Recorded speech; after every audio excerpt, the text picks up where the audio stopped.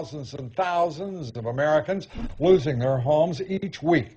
But as we have reported extensively here, the federal government has done almost nothing to help struggling homeowners. In point of fact, a federal program that was designed to prevent foreclosures is such an utter failure that it has helped only a little more than 100 people. The government had said 400,000 people would be helped. Kitty Pilgrim has our report.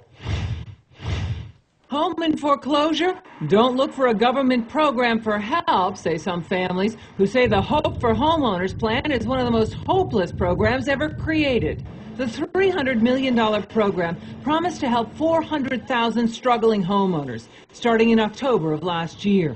The government's housing office today said that as of last week, only 373 people have applied and less than half, fewer than 150, have received any assistance. In Miami today, the representatives of 26 state community housing organizations are fed up with government promises. They are working out local solutions for what the federal government has promised to fix. We're here to try to figure out how do we influence this administration, this Congress, these regulators, the financial services sector to try to come up with meaningful, substantive responses to the foreclosure crisis, because we know the neighborhoods that we work in, our members work in, are simply not going to see any progress. The conference participant from Las Vegas, Nevada, says the city has 28,000 vacant properties right now and is averaging 5,000 foreclosures a month. It is not working.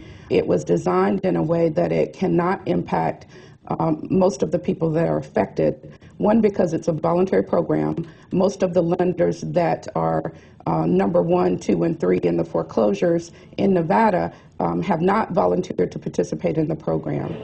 There are congressional efforts to amend the terms of the Hope for Homeowners program, which many say offers harsh penalties and fees that can push the loans into even more costly territory for the borrower, well above normal prime mortgage rates.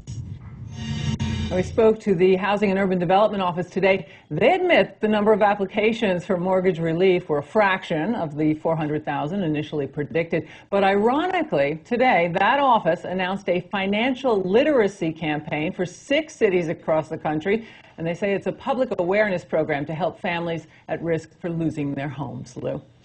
Well, with all the PR, all of the nonsense emanating from them, any explanation for why they've only helped a few over 100 people in this country, and they said they'd be helping, including the president. 400,000 people would be helped. We spoke to them twice today. They said they just hadn't received the number of applications that they expected.